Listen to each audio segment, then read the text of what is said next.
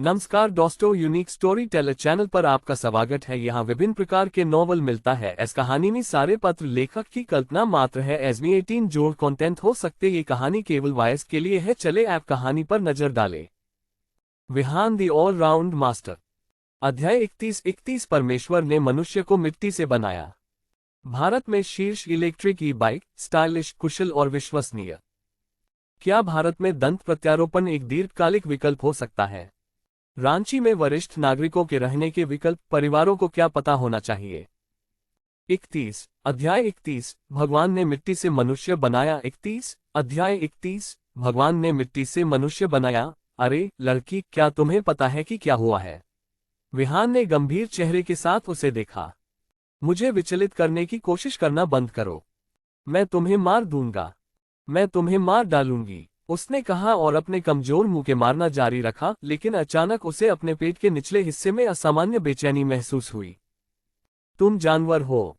आखिर तुमने मेरे साथ क्या किया? युवा लड़की अचानक नीचे बैठ गई। उसने देखा कि नीचे से किसी चीज ने उसे छुआ है। धत्तेरी की, मैं संभवतः क्या कर सकता था? मैंने कुछ नहीं किया, विहान ने शिकायत की। क्या सचमुच उसे इसके लिए दोषी ठहराया जा सकता है? उसके साथ सचमुच बहुत अन्याय हुआ था। जून में खून की एक नदी भी उसकी मासूमियत को नहीं धो सकी। तुम अब भी कहते हो कि तुमने कुछ नहीं किया, तो फिर मुझे दर्द क्यों हो रहा है? उद्धरण चिन्ह उद्धरण चिन्ह। अरे क्या वह सचमुच इतनी मूर्ख है या सिर्फ नाटक कर रही है? यदि आप अपने कान में चिमटी डालें तो क्या आप कहेंगे कि कान में दर्द हो रहा है या चिमटी में? विहान निराश था। क्या इस लड़की का दिमाग बाकी सबसे अलग चीज से भरा था? अगर तुम नहीं उठे तो और भी ज्यादा दर्द होगा, विहान ने गंभीरता से कहा। पब फ्यूचर विज्ञापन।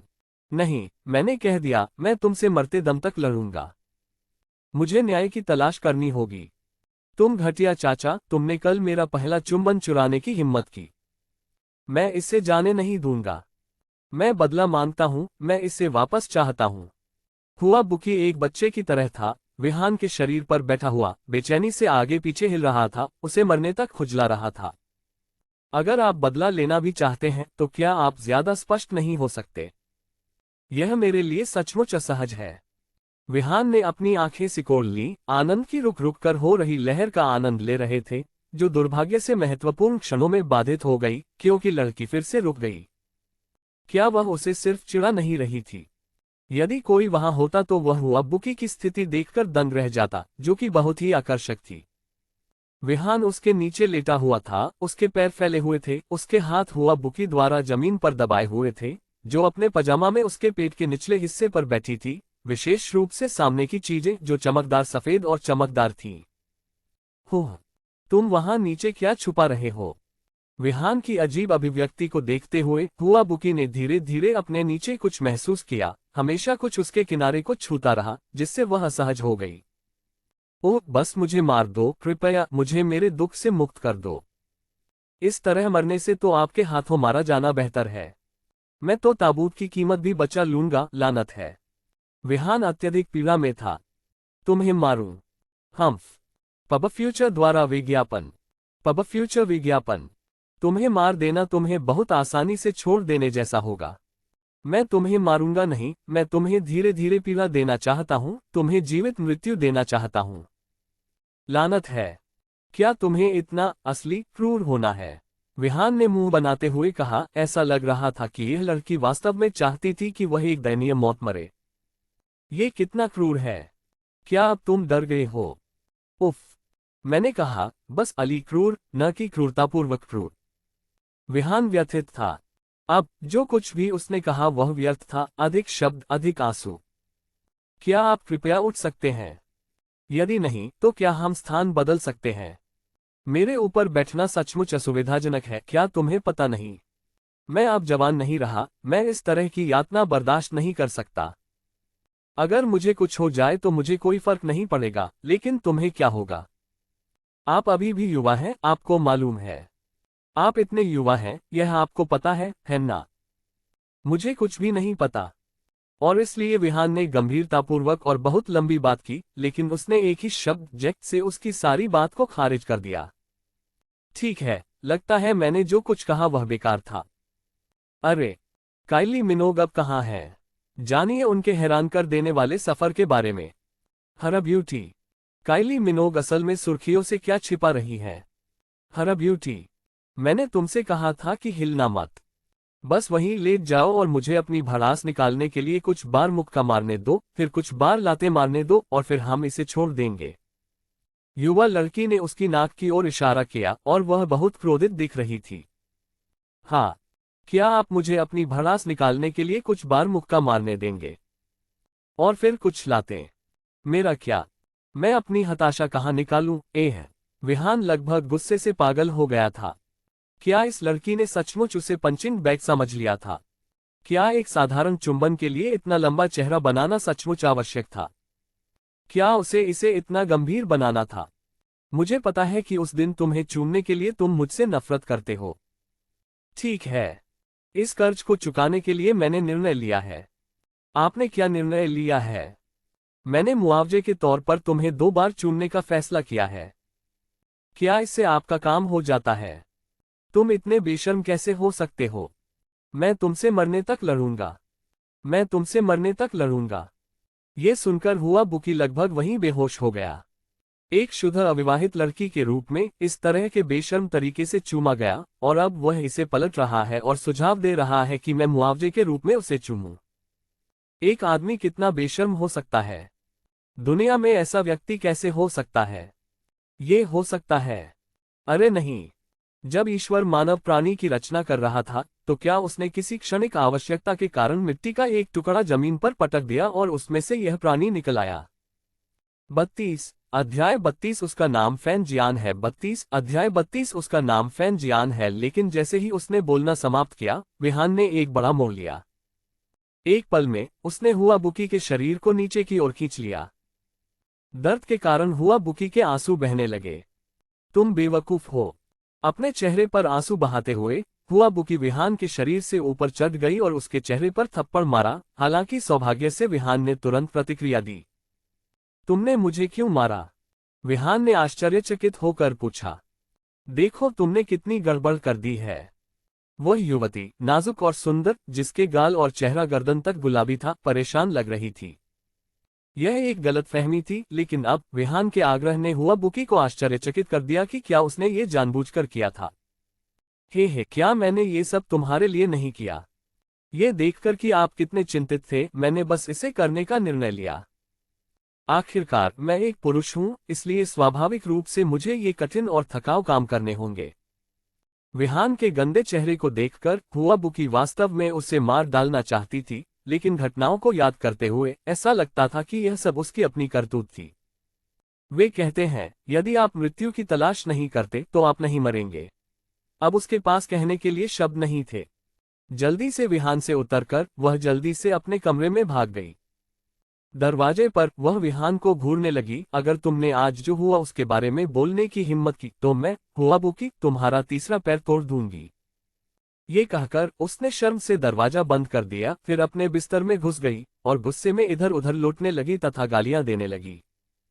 इस बीच विहान ने उदासीन दिखते हुए अपने गाल को छुआ जिस पर लगभग थप्पड़ मारा गया था और खुद से बुदबुदाया, महिलाएं कितनी चंचल होती हैं। अभी कुछ देर पहले वह हताश लग रही थी और अब उसने अपना सुर पूरी तरह बदल लिया है। क्या ऐसा हो सकता है कि मैंने उसे चोट पहुंचाई हो, या उसकी इच्छा की सीमा बहुत कम थी? विहान काफी असहाय महसूस कर रहा था क्योंकि उसकी उत्तेजित इच्छाएं अचानक कम हो गईं, जो वास्तव में असहज था। उसने अपनी घड़ी पर नजर डाली तो पता चला कि लगभग 8:30 बज चुके थे, इसलिए वह जल्दी से कंपनी की ओर चल पड़ा। इस बीच हुआ बुकी अपने कमरे में अकेली गुस्से में रह गई। तुम नीच मूर्ख हो। तुम घटिया, बेशर्म बूढ़े आदमी हो। तुमने मुझसे उलझने की हिम्मत की। मैं, हुआ बुकी, कसम खाता हूं अब से ये हमारे बीच युद्ध है। ये याद करते हुए कि कैसे विहान ने उसे छेड़ा था, हुआ बुकी लगभग पागल हो गई थी। अब भी उसका एक हिस्सा तेजी से दर्द कर रहा था, फिर भी वह इस बात से इनकार नहीं कर सकती थी कि वह संक्षिप्त संपर्क, हालांकि वह दर्दनाक था, अजीब तरह से आरामदायक था। आह, मेरे साथ गलत क्या है? मैं उस घृणित दृश्य के बारे में सोच भी कैसे सकता हूं? मैं बहुत शर्मिंदा हूं। हुआ बुकी, प्यारी और मनमोहक, कंबल में दुबकी हुई थी, लगभग पागल हो रही थी। तियानयू ग्रुप में समय पर काम पर आने की पुरानी आदत थी। यद्यपि कई कंपनियों में समय पर उपस्थित होना एक सामान्य बात है, लेकिन विश्व की शीर्ष 500 कंपनियों के बराबर की एक विशाल कंपनी के लिए ऐसा प्रतीत होता है कि समय पर उपस्थित होने की प्रथा में कुछ सुधार की आवश्यकता है। हो सकता है कि प्रत्येक कार्यालय या डेस्क पर एक फिंगरप्रिंट सेंसर स्थापित किया जा सके। जैसे ही कर्मचारी आते हैं, वे बस सेंसर पर अपनी उंगली दबाते हैं, जो कि अधिक सुविधाजनक और सुरक्षित होगा, क्योंकि कोई भी आपके फिंगरप्रिंट की नकल नहीं कर सकता। समय दर्ज करने की वर्तमान पद्धति पुरानी प्रतीत होती है। ऐसा लगता है कि मुझे इसकी रिपोर्ट सीईओ अनुप्रीता को देनी होगी। यद्यपि वह एक बहुराष्ट्रीय निगम की सीईओ हैं, लेकिन यदि निचले स्तर का प्रबंधन ठोस नहीं है, तो सबसे मजबूत बांध भी छोटी सी दरार से ढहने का खतरा है। अरे तुम, हाँ तुम, जल्दी करो और मुझे अंदर बुलाओ। जैसे ही विहान ये सोच रहे थे कि अनुप्रीता के सामने घड़ी में समय बिताने का मुद्दा कैसे उठाया जाए, उनके पीछे एक आकर्षक पोशाक पहने सुंदर आदमी आया जो बीएमडब्ल्यू चला रहा था। उसने बिजनेस सूट और काला धूप का चश्मा पहना हुआ था और इशारे से विहान को बुला रहा था। मुझे खेद है सर, लेकिन कंपनी के स्पष्ट नियम है कि प्रत्येक कर्मचारी को स्वयं ही समय पर आना होगा, विहान ने दृढ़ता से लेकिन सम्मानपूर्वक जवाब दिया। इस पर फीनिक्स आदमी ने अपना चश्मा उतार दिया, जिससे उसकी आकर्षक चमकती आंखें सामने आईं, और मुस्कुराते हुए उसने विहान से पूछा, सुरक्षा, क्या आप जानते हैं कि मैं कौन हूं? मैं नहीं जानता और मैं जानना भी नहीं चाहता। फीनिक्स आदमी लगभग हंस पड़ा। वह खुद को कंपनी में एक बड़ा शख्स मानते थे। तियानयू ग्रुप के सभी विज्ञापन और प्रचार का प्रभार उनके पास था, जहां महिलाएं उनके पक्ष में झुंड बनाकर आती थीं और पुरुष कर्मचारी उन्हें झुककर डायरेक्टर फैन कहते थे। लेकिन अब कुछ अज्ञानी सुरक्षा गार्डों की वजह से घड़ी पर आने जैसा मामूली काम भी एक समस्या बन गया है। फैन जियान इस बात से बहुत खुश हुआ। मैं कहता हूं, छोटी सुरक्षा, क्या तुम जीने से थक गए हो या तुम्हें लगता है कि यह नौकरी तुम्हारे लिए सही नहीं है? फैन जियान ने श्रेष्ठता के भाव के साथ कहा। उसका सुंदर चेहरा काला पड़ गया। यह मुझे बिल्कुल ठीक लगता है, विहान ने शांत भाव से उत्तर दिया। छोटी सुरक्षा, मैं तुम्हें याद रखूंगा। फैन जियान ने लगभग धमकी भरे लहजे में कहा, आज मुझे समय पर बुलाने की हिम्मत मत करना। ये कहकर उसने अपना धूप का चश्मा पहना, अपनी बीएमडब्ल्यू में चला गया और विहान की नजरों से ओझल हो गया। बकवास, यह अजीब दिखावा करने वाला, बस एक चश्मा पहने हुए डरपोक। भाई, चलो उसे अनदेखा कर दें। उसी समय सुरक्षा दल का नेता जिया झेनजिंग मुंह में सिगरेट दबाए हुए वहां आया। उसने दूर से देखा था कि फैन जियान फिर से दिखावा कर रहा था। ईमानदारी से कहूं तो कंपनी के निचले स्तर के कर्मचारियों के लिए फैन जियान एक दिखावा मात्र था। वह आदमी कौन है? विहान ने पूछा। ओह, ये फैन जियान है, जो कंपनी के विज्ञापन और योजना विभाग का वर्तमान निदेशक है। वास्तव में बस एक डरपोक। मैं कुछ समय से उसे नापसंद करता रहा हूं। जिया झेनजिंग ने कहा, अगर वह उच्च पद पर न होते तो मैं बहुत पहले ही उनका ध्यान रख चुकी होती। वह एक दशक से अधिक समय से कंपनी में थे और लगभग सभी को जानते थे। हालांकि उनके कठोर व्यक्तित्व से यह स्पष्ट था कि इतने वर्षों तक वह एक विनम्र सुरक्षा टीम लीडर ही क्यों बने रहे। फैन जियान, उसका नाम सचमुच उस पर जचता है। 33 अध्याय 33 स्त्रीवत 33 अध्याय 33 स्त्रीवत। विहान ने एक सिगरेट निकाली और उसे दे दी। यहाँ भाई, हम निम्न स्तर के सुरक्षा गार्ड मृत वेतन के रूप में प्रति माह केवल 3000 से अधिक कमाते हैं। जब हमारा सामना ऐसे लोगों से हो तो बेहतर है कि हम किसी को ठेस न पहुंचाएं। आखिरकार उनका पद हमसे ऊंचा है। सीधे शब्दों में कहें तो यदि वे सिर्फ एक शब्द भी कहें तो कंपनी हमें तुरंत नौकरी से निकाल सकती है। तो चलो पहले उसके लिए कार्ड पंच कर देते हैं। विहान को अब आधा अंदरूनी व्यक्ति माना जाता है। आखिरकार हर कोई एक सुरक्षा गार्ड के रूप में काम कर रहा है। जिया झेनजिंग भले ही घटिया हो, लेकिन वह हृदयहीन नहीं है। इस डर से कि फैन जियान वापस आकर परेशानी खड़ी कर सकता है, उसने परेशानी से बचने के लिए कार्ड पंच करने का निर्णय लिया। अनावश्यक परेशानी से बचना बेहतर है। बिल्कुल नहीं। हमें उसका कार्ड क्यों पंच करना चाहिए? क्या वह अपने हाथ पैरों का इस्तेमाल नहीं कर सकता? विहान की अभिव्यक्ति थोड़ी ठंडी हो गई। भाई, मेरी बात सुनो। हम उस बदमाश को अपमानित नहीं कर सकते। यदि आपने आज उसका कार्ड पंच नहीं किया तो यकीन मानिए, कल इस समय तक आप घर पर चैन की नींद सो रहे होंगे। इसलिए अपना सिर नीचे रखना कोई बड़ी बात नहीं है। आखिरकार मैं कई वर्षों से इस कंपनी में हूं और मैंने यहाँ के छोटे मोटे मामलों को बहुत स्पष्ट रूप से देखा है। जिया झेंजिंग ने विहान के साथ जो कुछ साझा किया वह आश्चर्यजनक रूप से स्पष्ट था। यदि कोई और होता तो यह चतुर व्यक्ति निश्चित रूप से एक शब्द भी नहीं बोलता। अरे अगर कोई और समय पर नहीं आता है तो हमें क्यों परेशान होना चाहिए? मैं देखना चाहता हूं कि उनके समर्थक कितने शक्तिशाली हैं। अच्छा, चूंकि आपको चुनौती पसंद है तो आगे बढ़ें। मैंने ये भी सुना है कि आपके तियानयू ग्रुप के सबसे अलग और सुंदर अध्यक्ष अनुप्रीता के साथ कुछ संबंध हैं। क्या वह सच है?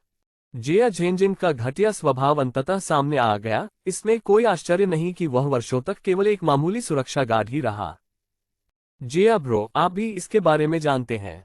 विहान ने अतिरंजित भाव से पूछा। हाँ, तुम मुझे क्या समझते हो? मुझे इस तरह के छोटे मामले के बारे में निश्चित रूप से पता होगा। मैं तो ये भी अनुमान लगा सकता था कि कंपनी में लड़कियां कौन सा अंडरवियर पहन रही हैं। हे। प्रभावशाली, प्रभावशाली। इसका जिक्र मत करो, इसका जिक्र मत करो। बस थोड़ा सा शेखी बघारने के लिए इस कंपनी में लगभग हर कोई और हर चीज, मैं सब कुछ जानता हूं, अंदर और बाहर से। ऐसा लगता है कि इन दोनों का मिलना किस्मत में लिखा है। एक को शेखी बघारना पसंद है और दूसरा एक वफादार श्रोता है, एक दुर्लभ आदर्श जोड़ी। तो फिर मुझे हमारे समूह की विशेष बातें बताओ। छोटी लिन, यदि आप किसी और चीज के बारे में पूछेंगे तो शायद मैं न बताऊं, लेकिन यदि आप कंपनी के बारे में पूछेंगे तो मैं कंपनी के जीवित इतिहास की किताब की तरह हूं। मैं कंपनी में बहुत जल्दी शामिल हो गया था और मेरे कई वर्षों के अन्वेषण और जागरूकता के माध्यम से समूह जितना बड़ा होता है उतना ही अंदर का पानी गहरा होता है, वे उतने ही अधिक जटिल होते हैं। अच्छा, मुझे इसके बारे में और बताओ। विहान ने एक और सिगरेट निकाली, उसे एक सिगरेट दी और फिर खुद के लिए एक सिगरेट जला ली।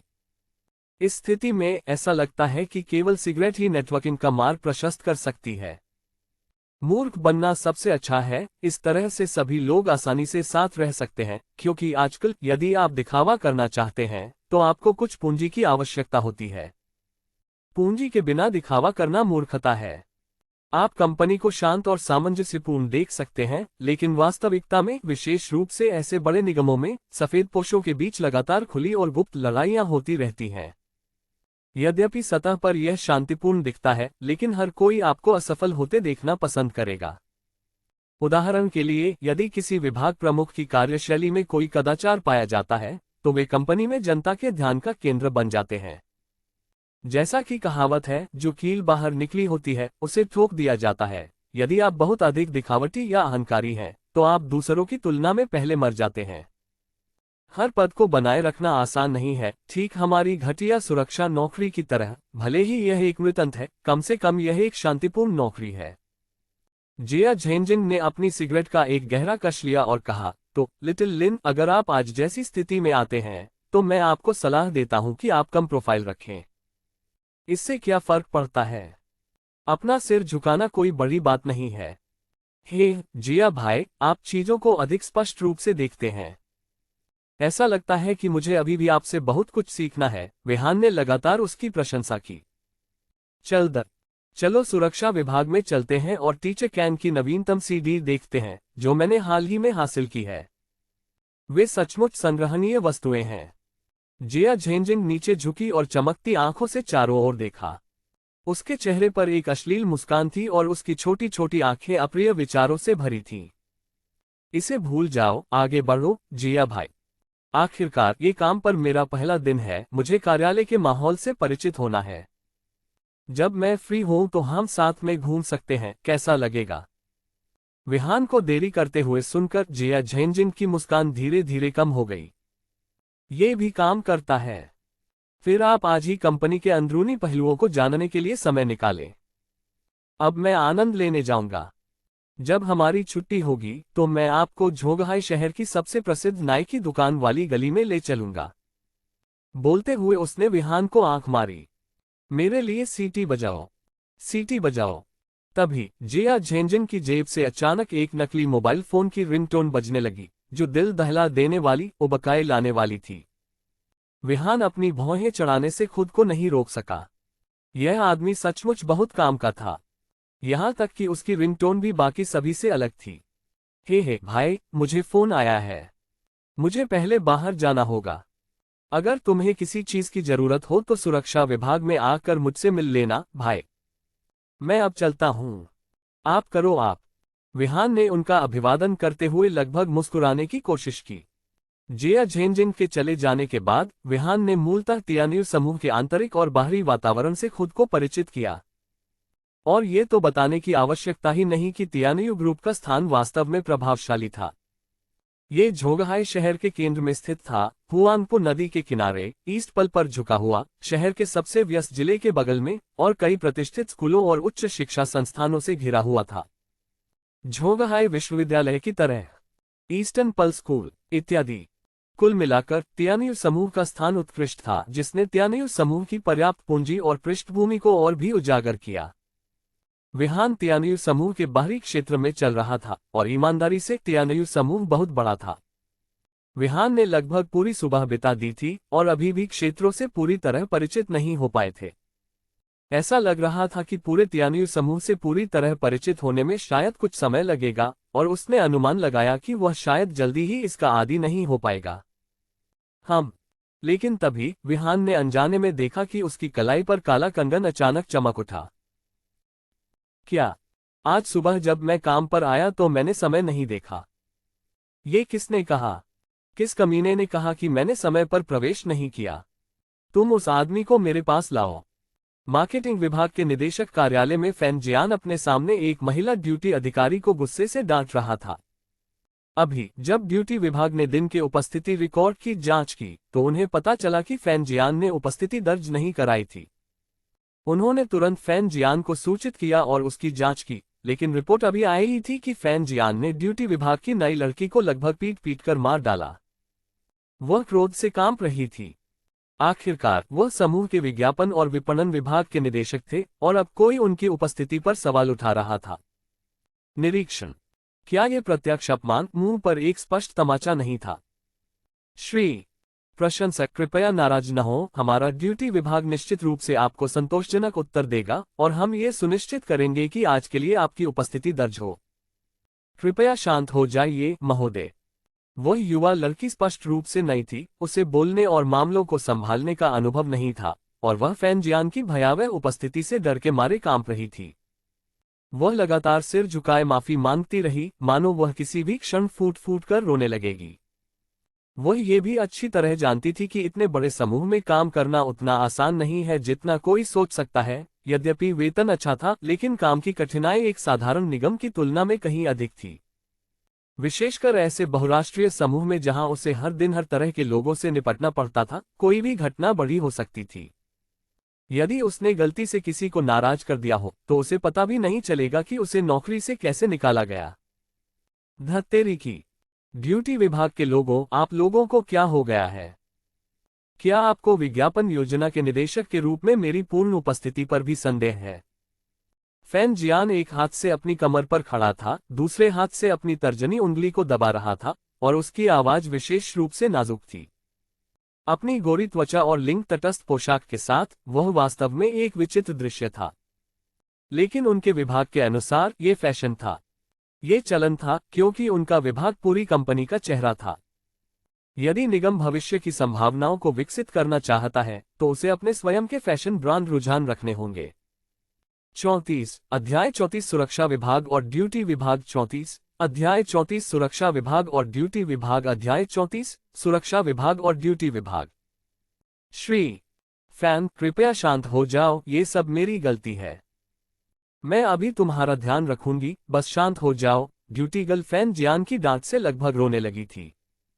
वह पहले से ही डरपोक थी, खासकर तियान्यू ग्रुप जैसी बड़ी कंपनी में काम करते हुए, जहां उसे हर चीज के बारे में अतिरिक्त सावधानी बरतनी पड़ती थी, इस डर से कि कहीं वह किसी को नाराज न कर दे। धत्तेरी की फैन जियान ने जोर से गाली दी और अपनी लिट्टी का एक घूंट लिया। उसकी आंखें इधर उधर घूम गईं और उसने मन ही मन सोचा, मैंने उस छोटे सुरक्षा गार्ड से आज सुबह मेरे लिए गाड़ी में घुसने के लिए साफ साफ कहा था। क्या उसने ऐसा नहीं किया? धत्तेरी की उस छोटे से बेकार गार्ड को ऐसा करने की हिम्मत नहीं होनी चाहिए थी, है ना? क्या ये सचमुच हो सकता है कि उसने कोई गंदी चाल चली हो? फैन जियान जितना अधिक इसके बारे में सोचता उतना ही अधिक क्रोधित होता। वह खड़ा हुआ और बोला, अपने ड्यूटी विभाग के प्रमुख को मेरे लिए अभी यहाँ बुलाओ। हाँ हाँ बिल्कुल, लड़की का चेहरा पीला पड़ गया। कोई बड़ा हंगामा नहीं करना चाहती थी, वह तुरंत अपने विभाग में भाग गई। इस बीच विहान पूरी तरह से बेखबर था, अपनी नौकरी खोने के कगार पर था और अभी भी जिया झेंजिन के साथ सुरक्षा कार्यालय में आराम कर रहा था, शिक्षक सोरा के नवीनतम अपडेट देख रहा था। उस समय जिया झेंजिंग अपने कंप्यूटर स्क्रीन पर एक वयस्क फिल्म देखने में तल्लीन था। उसके हाथ बेचैनी से इधर उधर घूम रहे थे। उसकी अभिव्यक्ति विशेष रूप से घृणित थी। उसका चेहरा आनंद की तस्वीर था, आंखें सिकुड़ी हुई थीं और एक हाथ उसकी जांघों में घुसा हुआ था, जो जोर जोर से छेड़छाड़ कर रहा था, जबकि उसकी पतलून उभरी हुई थी और एक हाथ में एक छोटी कोकेशियान बोतल थी जो सब कुछ पकड़ने के लिए नीचे थी। जिया झेंजिंग ने अपनी आंखें बंद कर ली, उसके चेहरे पर खुशी के भाव थे। दूसरी ओर विहान ने तिरस्कार से देखा। ईमानदारी से कहूं तो विहान ने कई घृणित लोगों को देखा था, लेकिन इस आदमी जितना घृणित कभी नहीं देखा था। एक ही समय में पोर्नोग्राफी देखना और हस्तमैथुन करना। और जो बात वास्तव में घिनौनी थी वही ये कि वह अपने उत्सर्जन को रोकने के लिए एक छोटी सी कोकेशियान बोतल का उपयोग कर रहा था। छोटे लिन, इस पर एक नजर डालो, क्या तुम जानते हो कि यह क्या है? जिया झेंजिंग ने शरारती मुस्कान के साथ पूछा। अब तक विहान वास्तव में उसे और बर्दाश्त नहीं कर सकता था। उसका मन कर रहा था कि वह सीधे उसके चेहरे पर मुक्का मार दे। बहुत खूब भाई जिया, तुम बहुत खतरनाक हो। क्या आपने सचमुच एक साथ इतनी सारी शूटिंग की? यदि आपके पास कोई लड़की होती तो क्या आप उसे संतुष्ट करके उसकी मृत्यु नहीं कर देते? ये देख आसपास के सुरक्षा गार्ड वहां इकट्ठा हो गए और देखने लगे। हाँ हाँ, ये मेरी भावी पीढ़ियां हैं, मुझे इसे बचाना होगा। आप जानते हैं, वे सभी मेरे बच्चे हैं। जिया झेंजिंग ने अतिशयोक्ति करते हुए बोतल को अपने सामने रखा, फिर अंदर के सफेद चिपचिपे पदार्थ की सराहना करते हुए घृणित रूप से संतुष्ट दिखे। शिक्षक सोरा को श्रद्धांजलि अर्पित करने के लिए हमें हर दिन उनकी धूपबत्ती अर्पित करनी चाहिए तथा प्रार्थना करनी चाहिए कि वह हमें एक सुडौल और बुद्धिहीन पत्नी प्रदान करें। हे, ठीक है, केवल भाई जिया के पास ही ऐसी दूरदर्शिता है। मैंने सुना है कि यदि आप शिक्षक सोरा की अधिक पूजा करते हैं तो आपको निश्चित रूप से एक सुडौल और बुद्धिहीन दुल्हन मिलेगी, उन्होंने कहा। कुछ सुरक्षा गार्डों ने जिया झेंजिंग का अनुसरण किया, दीवार पर आकर्षक शिक्षक सोरा का चित्र लगाया, फिर एक साथ पूजा में झुके। शिक्षक सोरा, ओह शिक्षक सोरा, मैं आपको फिर से धूप अर्पित करता हूँ। आशा करता हूँ कि आप मुझे एक सुडौल और बुद्धिहीन सुंदरता का आशीर्वाद देंगे। बस उसे मुझे पीड़ा देने के लिए भेज दो। उसे 3 दिन और 3 रात तक मुझे पीड़ा देने दो। चलो भी, इस दयनीय दृश्य को देखो। इन सुरक्षा गार्डों के लिए जीवन निस्संदेह नीरस था। आज के झोंगहाई शहर में, जहां पैसा सबसे पहले आता है, धन, संपत्ति या स्थिति के बिना वे सबसे निचले पायदान पर अकेलेपन के जीवन के लिए अभिशप्त थे। कुछ भी करने को न होने पर उनके लिए सबसे बड़ा सुख अश्लील चुटकुले, शेखी बघारना और महिलाओं से संबंधित हर विषय पर बात करना था। वे उन अमीर दूसरी पीढ़ी और आधिकारिक दूसरी पीढ़ी के बिगड़ेल बच्चों की तरह नहीं हैं जो पिता के पैसे पर निर्भर रहते हैं, जीवन में मौज मस्ती करते हैं और दिखावटी कृत्यों के अंतहीन प्रदर्शन के साथ लड़कियों पर डोरे डालते हैं।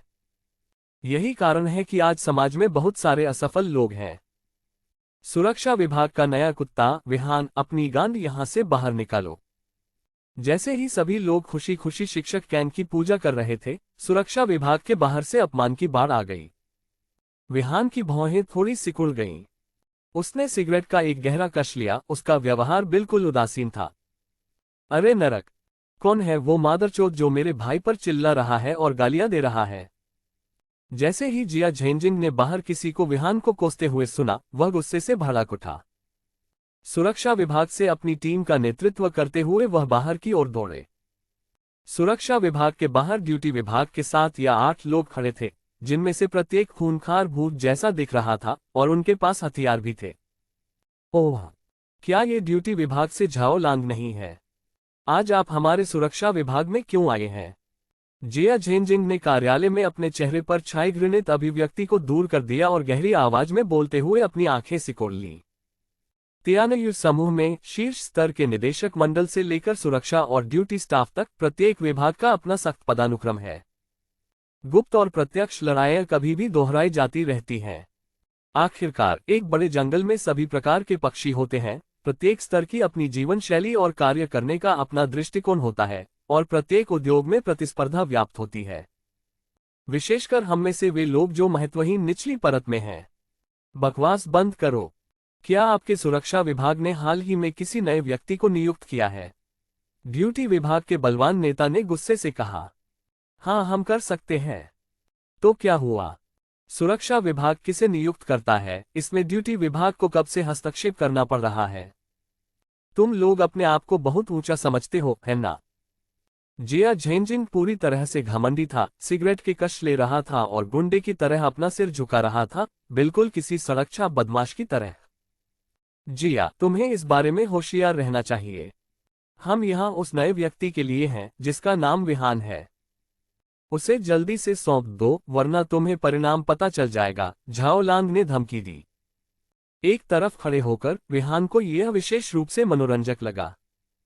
एक सुरक्षा विभाग था, दूसरा ड्यूटी विभाग था, उनका एक दूसरे से क्या संबंध था? इसके अलावा यहाँ जीविकोपार्जन के लिए प्रयासरत सभी लोगों के लिए जीवन काफी कठिन है, और फिर भी वे कंपनी के भीतर हिंसा का सहारा ले रहे हैं। ऐसा लग रहा था कि वह बिना सुरक्षा के नहीं था। ओह झाओलांग, क्या तुम मुझे धमकी दे रहे हो? हाँ दोस्तों, ड्यूटी विभाग वास्तव में मुझे धमकी देने की हिम्मत करता है। आपको क्या लगता है, क्या हम थोड़े डरे हुए हैं? जिया झेंजिंग ने दिल खोलकर हंसते हुए अपने सुरक्षा विभाग के सहकर्मियों पर व्यंग्य किया। तुरंत ही सुरक्षा विभाग के कर्मचारी एकजुट हो गए और एक स्वर में चिल्लाने लगे, मैं बहुत डरा हुआ हूं। सुरक्षा विभाग और ड्यूटी विभाग के बीच संबंध शुरू से ही अच्छे नहीं थे। दोनों विभाग कंपनी पदानुक्रम में सबसे निचले स्तर पर थे और सफाई करने वाली महिलाओं के अलावा कंपनी में उनकी कोई वास्तविक स्थिति नहीं थी। उनकी स्थिति सबसे निम्न थी। पिछले कुछ वर्षों में जिया झेंजिंग ने ड्यूटी विभाग को कई बार नाराज किया था, और अब उनके बीच टकराव ने आग को और भी भड़का दिया है। मुझे नहीं पता कि मैंने ऐसा क्या किया है कि तुम लोगों को इतना बुरा लगा कि तुम्हें मेरे पीछे आने के लिए इतना हंगामा करना पड़ा। उस समय विहान आगे बढ़े, एक शांत भाव और एक फीकी मुस्कान के साथ आराम से सिगरेट पीते हुए। तुम कुतिया के बच्चे, तो आप विहान हैं। यदि आज तुमने ये परेशानी न पैदा की होती तो बॉस फैन द्वारा मेरी पत्नी का अपमान न किया जाता। आओ लड़को, इस गधे की टांगे तोड़ दो। मैं इसके लिए कोई भी आलोचना सह लूंगा। 35 अध्याय 35 दुनिया इतनी अराजक है। 35 अध्याय 35 दुनिया इतनी अराजक है, भाड़ में जाओ। आपके परदादा विहान मेरा भाई है, और अगर आप में से किसी ने उसके सिर के एक भी बाल को छूने की हिम्मत की तो मैं आज उन पर पागल हो जाऊंगा। मेरे शब्द मायने रखते हैं, और यदि आप मुझ पर विश्वास नहीं करते हैं तो मुझे आजमाएं। जिया झेंजिंग की गति अचानक बढ़ गई जब उसने ड्यूटी डिपार्टमेंट कार्यालय से एक बड़ा पुलिस डंडा निकाला और जोर से दहाड़ते हुए उसे सभी पर तान दिया। जिया झेंजिंग को डंडा निकालते और ड्यूटी विभाग का सामना करते देख सुरक्षा कर्मियों को भी कोई परेशानी नहीं हुई। एक समूह ने जल्दी से कार्यालय के चारों ओर से विभिन्न हथियार उठा लिए, जिनमें पुलिस के डंडे, लकड़ी की छड़ें और स्टन गन शामिल थे। वे सभी आगे की ओर दौड़े और विहान को अपने पीछे से बचाया। जाओ, मैं आज तुमसे कह रहा हूं, अगर तुमने मेरे भाई का एक बाल भी छूने की हिम्मत की तो मैं तुम्हें गंजा कर दूंगा और तुम्हें उल्टा करके ले जाऊंगा। इस पर विश्वास करें या नहीं। जिया झेंजिंग हर तरफ से प्रभावशाली दिख रहा था, उसकी आभा बढ़ती जा रही थी।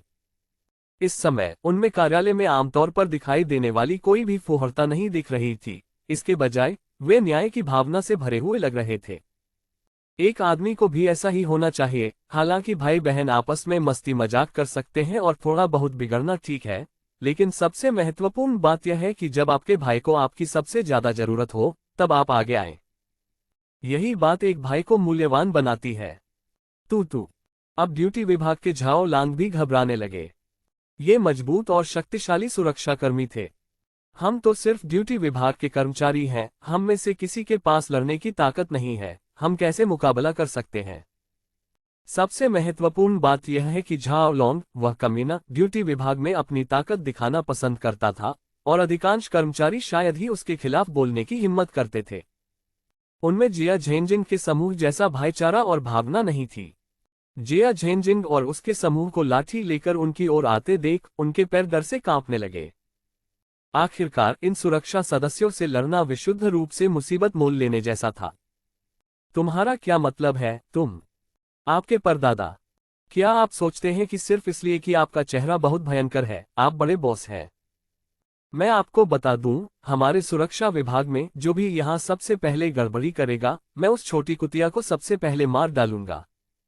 दुनिया इतनी अव्यवस्थित है, आपको क्या लगता है कि आप कठोर अभिनय करके किसे प्रभावित कर रहे हैं?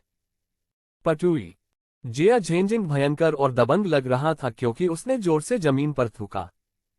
ओह, तुम्हें लगता है कि तुम सचमुच कुछ खास हो, जिया झेंजिंग? तुम्हें पता है उस नवागंतुक के पीछे कौन है? मैं आपको बता दूं कि विज्ञापन रणनीति निदेशक फैन जियान को उनसे समस्या है। आप यहां इतना कठोर व्यवहार क्यों कर रहे हैं? अगर हिम्मत है तो डायरेक्टर फैन को ढूंढो। झाओ लॉन्ग भी उन लोगों में से एक था जो आसानी से पीछे नहीं हटते थे। जिया झेंजिन को इतना आक्रामक देखकर और स्वयं ड्यूटी विभाग का प्रमुख होने के नाते वह अपने लोगों के सामने बहुत कायर नहीं दिख सकता था। इस प्रकार उन्होंने अपने पीछे बड़े बॉस फैन जियान को लाया। मुझे यहां धमका रहे हो, इसमें क्या बड़ी बात है? डायरेक्टर फैन जिस व्यक्ति को चाहते हैं, क्या आपको लगता है कि आपका सुरक्षा विभाग उसे रोकने की हिम्मत रखता है? मैं आपको डरा नहीं रहा, लेकिन अगर आपने आज डायरेक्टर फैन को रोकने की हिम्मत की तो फिर कल नौकरी से निकाले जाने का इंतजार करो। हाँ हाँ, क्या तुम मुझे डराने की कोशिश कर रहे हो? क्या आपको लगता है कि मैं डरते डरते बड़ा हुआ हूं? मैं आपको बता दूं, झाओलांग, मैं 1 दशक से अधिक समय से कंपनी के साथ हूं और मैंने सभी प्रकार के तूफान देखे हैं। डायरेक्टर फैन क्या कर सकते हैं? मुझे उसकी कोई परवाह नहीं है। जो कोई भी मेरे भाई को छूने की हिम्मत करेगा, मेरा भाई उसे पछतावा देगा। ओह, वास्तव में? अच्छा, तो मुझे नीचे ले चलो। अचानक जैसे ही जिया झेंजिंग ने बोलना समाप्त किया, सुरक्षा विभाग के प्रवेश द्वार से एक तीखी और स्त्रीवत आवाज आई। खंजर की तरह तीखी उस आवाज ने वहां मौजूद हर किसी के दिल को छेद दिया। तुरंत ही जिया झेंजिंग और कई सुरक्षाकर्मियों के पसीने छूट गए। जिया झेंजिंग बड़ी बड़ी आंखों से देखती रही, उसे यकीन ही नहीं हो रहा था कि क्या हो रहा है। जब वे आए तो उन्होंने अभी बोलना समाप्त ही किया था और उन्होंने सब कुछ स्पष्ट रूप से सुन लिया था, जो वास्तव में अंत था।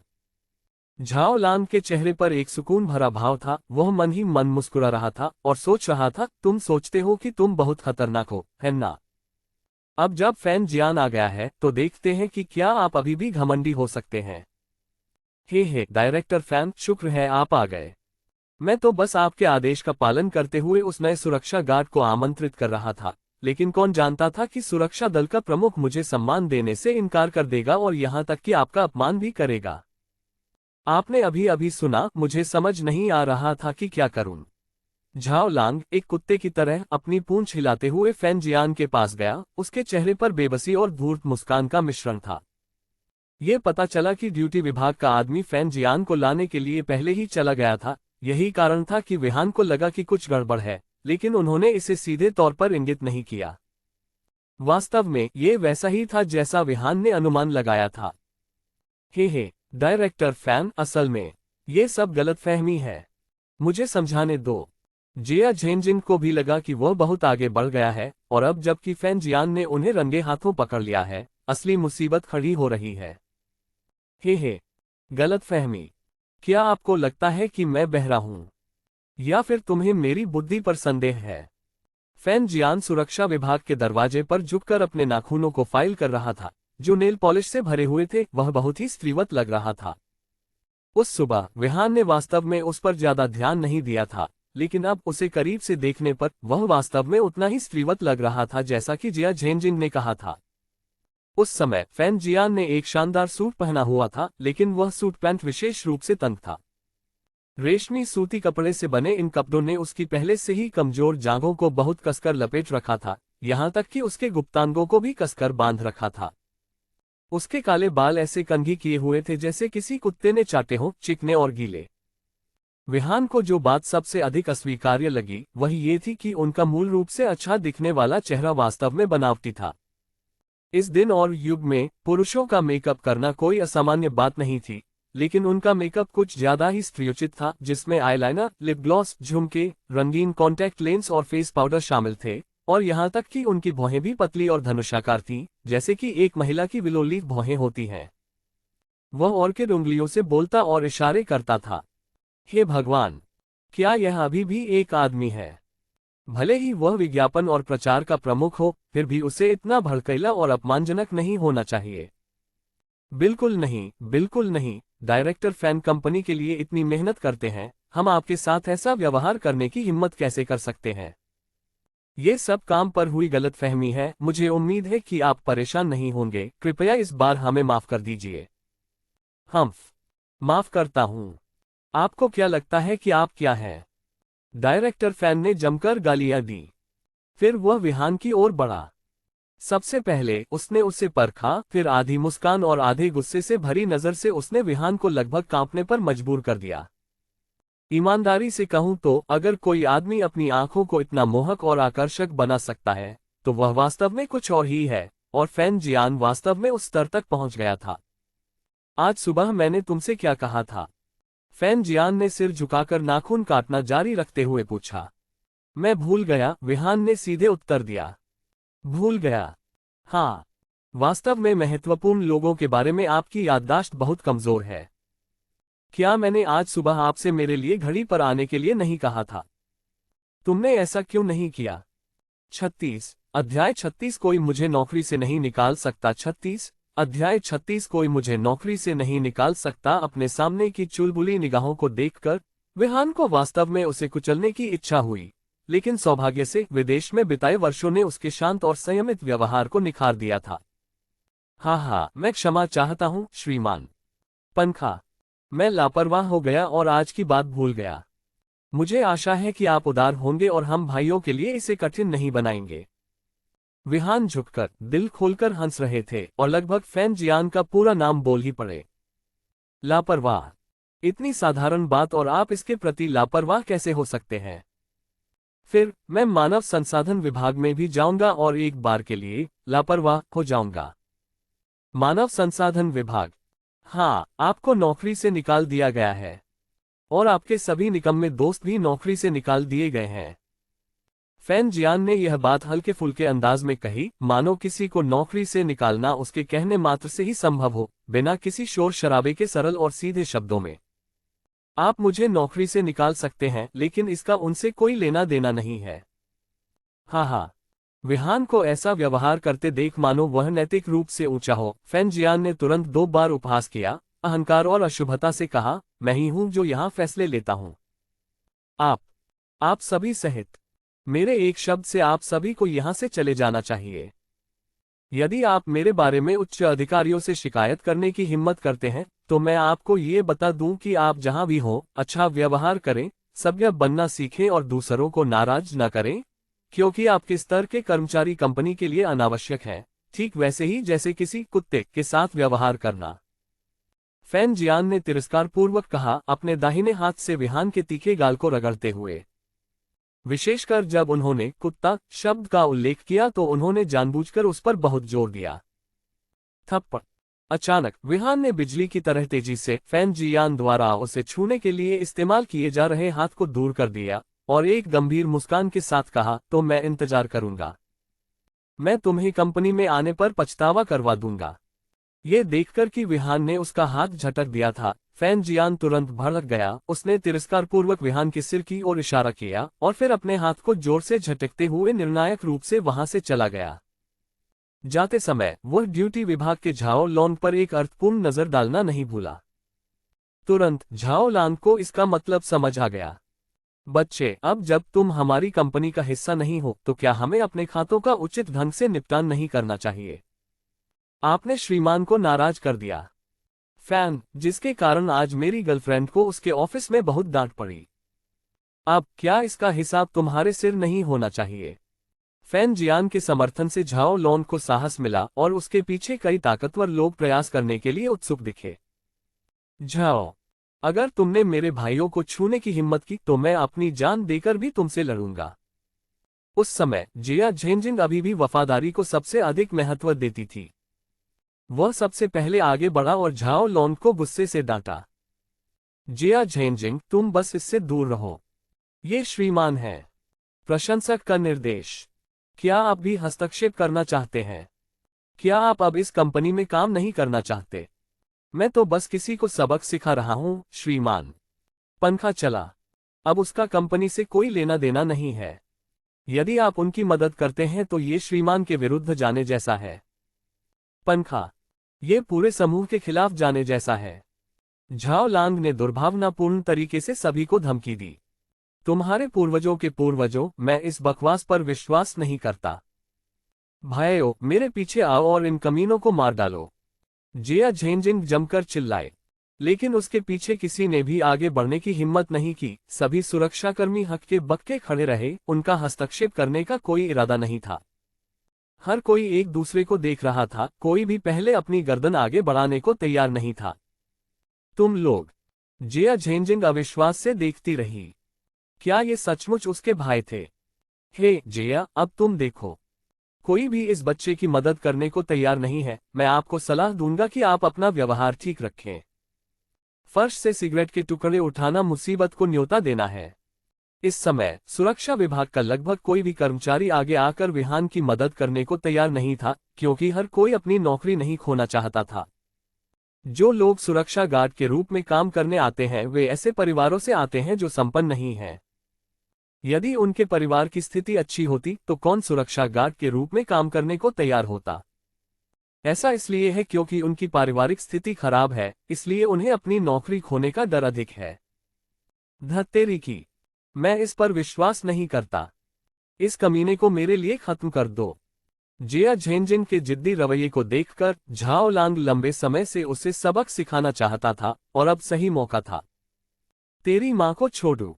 जो कोई भी भाई जिया को छूने की हिम्मत करेगा, मैं सबसे पहले उससे लड़कर उसे मौत के घाट उतार दूंगा। जैसे ही झाओ लॉन्ग के आदमी आगे बढ़कर जिया झेंजिन को बुरी तरह पीटने वाले थे, सुरक्षा गार्डों ने झुंड बनाकर जिया झेंजिन को घेर लिया। विहान को सबक सिखाते हुए सुरक्षा कर्मचारियों के पास कहने के लिए कुछ नहीं था। आखिरकार वह नया था और लोग वास्तव में उसके साथ इतने परिचित नहीं थे कि उसके लिए खड़े हो सकें, यह उचित भी था। लेकिन जब जिया झेंजिंग से निपटने की बात आई तो लोग सहमत नहीं हुए। आखिरकार जिया झेंजिंग उनके लिए एक सच्चा भाई था। इतने वर्षों में सुरक्षा भाइयों में से किसका पालन पोषण जिया झेंजिंग ने नहीं किया? जिया झेंजिंग एक दशक से अधिक समय से समूह के साथ थे और उन्होंने अपने संरक्षण में आने वाले प्रत्येक नए भाई का विशेष ध्यान रखा, इसलिए वे उनके बहुत आभारी थे। ठीक वैसे ही जैसे जब विहान पहली बार आया था, जिया झेंजिंग ने उसके साथ लगभग भाई जैसा व्यवहार किया था। वे कैसे चुपचाप खड़े होकर उसे दूसरों द्वारा परेशान होते देख सकते थे, जबकि यह वह व्यक्ति था जिसने पहली बार मिलते ही दूसरों के साथ भाई जैसा व्यवहार किया था। भाई जिया, इस मामले में मत पड़ो, यह मेरी अपनी परेशानी है, मुझे इसे संभालने दो। विहान के चेहरे पर अभी भी एक चमकदार मुस्कान थी, मानो वह सब कुछ देख रहा हो। बिल्कुल नहीं भाई, तुम्हारी परेशानी मेरी परेशानी है, सब लानत है। मैं तो नौकरी छोड़ ही दूंगा। जिया झेंजिंग की यह निष्ठा वास्तव में निर्विवाद थी। भाई जिया, मैं ठीक हो जाऊंगा, त्यानयू ग्रुप में कोई भी मुझे नौकरी से नहीं निकाल सकता। विहान ने आश्वस्त किया। ओह, त्यानयू ग्रुप में कोई भी आपको नौकरी से निकालने की हिम्मत नहीं करता। बच्चे, तुम सचमुच बड़ी बड़ी बातें करते हो, है ना? झाओ लांग धीरे धीरे विहान के पास गया और व्यंग्यात्मक लहजे में कहा, मैंने सुना है कि हमारे समूह के सीईओ के साथ आपके कुछ संबंध हैं। ऐसा लगता है कि वही आपको कंपनी में लेकर आई थी, है ना? मुझे आश्चर्य है कि आपका उसके साथ क्या रिश्ता है, बड़ी महिला। क्या आप उसके पैर की उंगलियां चाटते हैं या? थप्पड़। झाओ लांग ने बोलना समाप्त भी नहीं किया था कि विहान ने कहीं से भी अपना दाहिना हाथ बढ़ाया और झाओ लांग के सुअर के गुर्दे जैसे चेहरे पर जोरदार थप्पड़ मारा। तुरंत झाओ लांग स्तब्ध रह गया। विहान सहित दर्शकों ने यह भी नहीं देखा कि हाथ कब उठाया गया, केवल अपने चेहरे पर जलन महसूस की, और हालांकि थप्पड़ की आवाज तेज नहीं थी, लेकिन इससे झाओ लॉन्ग को इतनी चोट पहुंची कि उसकी आंखों में लगभग आंसू आ गए। विहान के थप्पड़ से वह 2 मीटर दूर उड़ गया। न केवल झाओ लॉन्ग अचंभित था, बल्कि जिया झेंजिंग और अन्य सुरक्षा गार्ड सहित सभी उपस्थित लोग भी अचंभित थे। उसने बस उसे मारा। घटनास्थल पर मौजूद हर कोई विश्वास नहीं कर पा रहा था कि विहान ने वास्तव में उसे मारा था। अब विहान निश्चित रूप से बड़ी मुसीबत में थे। आखिरकार फैन जियान ने कहा कि उन्हें निकाल दिया गया था, जिसका मतलब था कि वह अब कंपनी के साथ नहीं थे। क्या कंपनी के भीतर किसी को मारना मुसीबत को न्योता देना नहीं था? यदि झाओ ने पुलिस स्टेशन में इसकी सूचना दी तो इस गरीब और शक्तिहीन छोटे सुरक्षा गार्ड को अपना जीवन सलाखों के पीछे बिताना पड़ सकता है। हुआक्सिया में जानबूझकर चोट पहुंचाना कोई बड़ा मामला नहीं है, लेकिन यदि एक बार इस मामले को आगे बढ़ाया गया या यदि गुप्त रूप से संपर्क स्थापित किया गया तो विहान जैसे किसी छोटे सुरक्षा गार्ड को भी आजीवन कारावास की सजा हो सकती है। 37 अध्याय 37 तुमने कहा था कि तुम मार खाने के लायक हो। 37 अध्याय 37 तुमने कहा था कि तुम मार खाने के लायक हो। जब सभी ने सोचा कि विहान खत्म हो गया है, विहान बिना एक शब्द कहे बस मुस्कुराया। एहसास का कोई संकेत नहीं दिखा। अब जिया झेंजिन को समझ नहीं आ रहा था कि क्या कहे। आखिरकार आप ही तो थे जिन्होंने सबसे पहले किसी को मारा था। तुमने मुझे मारने की हिम्मत की। झाओ लांग हक्का बक्का रह गया। उसकी अभिव्यक्ति क्रूर थी, मानो वह क्रोध करने वाला शेर हो। विहान ने अपना मुंह छुआ, सिगरेट का एक गहरा कश लिया और उदासीनता से कहा, तो क्या हुआ अगर मैंने तुम्हें मारा? क्या मैंने तुम्हें मारकर कुछ गलत किया? हिस। सब लोग हौंफने लगे। विहान के शब्द बिल्कुल कानूनविहीन थे। किसी को मारना और फिर भी दुस्साहस करना, क्या ये घोर अहंकार नहीं था? आप? झाओ लांग ने बड़ी बड़ी आंखों से देखा। विहान के प्रभावशाली तरीके से पूरी तरह से भ्रमित हो गया, अस्थायी रूप से शब्दों के लिए असमर्थ हो गया। यह आदमी कितना घमंडी था। क्या तुम जानते हो कि मैंने तुम्हें क्यों मारा? क्या तुम समझते हो कि मैंने तुम्हें क्यों मारा? धत्तेरी की, यह आदमी बहुत घमंडी था। उसने किसी को मारा और फिर भी उससे उसी लहजे में बात की। ऐसा लग रहा था जैसे वह झाओ लॉन को उसके लायक ही नहीं समझता था। ये कैसी दुनिया है जहां किसी को मारा जाता है और फिर वह पलटकर पूछता है कि उसे क्यों मारा गया?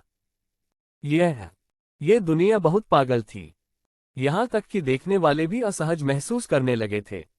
झाओ लांग ने अपना चेहरा ढकते हुए वास्तव में जोर से गाली देना चाहा, भाड़ में जाए तुम। तुमने मुझे मारा और फिर भी तुम पूछते हो कि मुझे क्यों मारा गया। क्या आप मुझसे यह उत्तर देने की अपेक्षा करते हैं कि ऐसा इसलिए है क्योंकि मेरा चेहरा इतना घूसा मारने लायक है? भाइयों, इस कमीने को मेरे लिए मार डालो, जो भी होगा मैं उसका फल भुगतूंगा। झाओ लॉन गुस्से से लगभग पागल हो गया था। विहान द्वारा सबके सामने चेहरे पर थप्पड़ मारना घोर अपमान था। लेकिन विहान ने अपना सिर ऊंचा किया और धीरे से कहा, मैंने उसे इसलिए मारा क्योंकि उसने हमारे समूह के सबसे दिव्य ऊर्जा संपन्न अध्यक्ष अनुप्रीता का अपमान किया था। आप सभी ने अभी सुना, उन्होंने कहा कि मेरा अनुप्रीता के साथ अफेयर था, हमारे बीच कुछ अनुचित संबंध थे। यद्यपि मुझे राष्ट्रपति नानगोन द्वारा लाया गया था, फिर भी मैं राष्ट्रपति नानगोन का बहुत सम्मान करता हूं। ये देखते हुए कि वह इतनी कम उम्र में एक बहुराष्ट्रीय निगम की अध्यक्ष बन गई हैं, क्या वह हमारी प्रशंसा और अनुकरण की पात्र नहीं है? विहान ने वाक्पटुता से कहा, आप जितना चाहें मेरा अपमान कर सकते हैं, लेकिन राष्ट्रपति नानगोन का अपमान करना ठीक नहीं है। मैंने तुम्हें जो थप्पड़ मारा था वह हमारी महान राष्ट्रपति की ओर से था क्योंकि तुमने उनका अपमान किया था, क्योंकि तुमने मेरे दिल में उसकी खूबसूरत छवि को धूमिल कर दिया। इसलिए मुझे राष्ट्रपति की ओर से आपको सबक सिखाना पड़ा। अगर आज तुमने मुझे मारने की हिम्मत की तो तब आपको सह अपराधी माना जाएगा, और आपने जो किया है वह राष्ट्रपति का अपमान करने जैसा छोटा मामला नहीं है।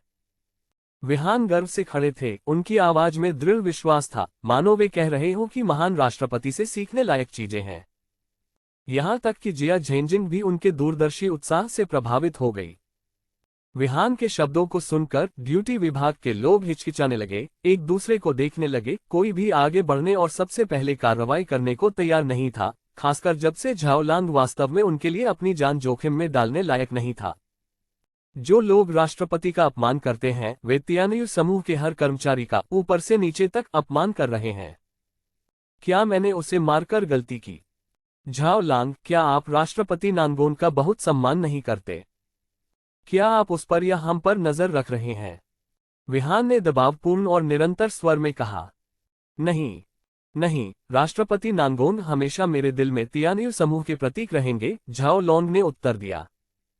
ठीक उस समय झाओ लॉन्ग लगभग गुस्से से फट पड़ा था, लेकिन विहान की भड़कीली बयानबाजी से एक कोने में धकेल दिया गया। वह ठीक से कह नहीं सका, मेरी नजर में अनुप्रीता सिर्फ बकवास का एक टुकड़ा है। यदि वह ये बात खुलकर कहने का साहस करता तो वह केवल कल्पना ही कर सकता था कि इसके परिणाम अकल्पनीय होंगे। लेकिन इसके बारे में सोचने पर ऐसा क्यों लगा कि विहान ने उसे फंसाया था?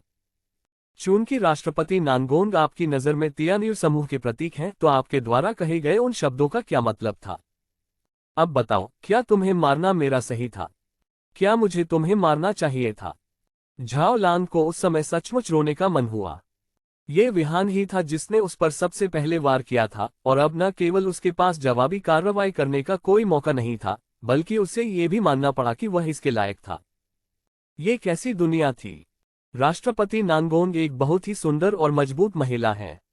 वह न केवल व्यवसाय का खेल इतनी आसानी से खेलती है, बल्कि वह पूरे समूह का प्रबंधन भी बहुत अच्छी तरह से करती है। वह सुंदर है, संयुक्त राज्य अमेरिका के स्टैनफोर्ड से उच्च क्षमता वाली स्नातक है, उच्च शिक्षा, उच्च डिग्री और उच्च गुणवत्ता की धनी है। कंपनी में हर किसी की नज़र में वह एक देवी है। और तुमने ये कहने का साहस किया कि मैं उसके पैर की उंगलियां चाटूंगा। देखो, ये शब्द कितने घृणित हैं, कितने घृणित हैं। अगर आज मैं तुम्हें नहीं मारूंगा तो एक दिन कोई और तुम्हें इतनी बुरी तरह पीटेगा कि तुम कुत्ते की विष्ठा भी नहीं चबा पाओगे। क्या आप मुझ पर विश्वास करते हैं? मैं क्या? तुम्हें मुझ पर विश्वास नहीं है?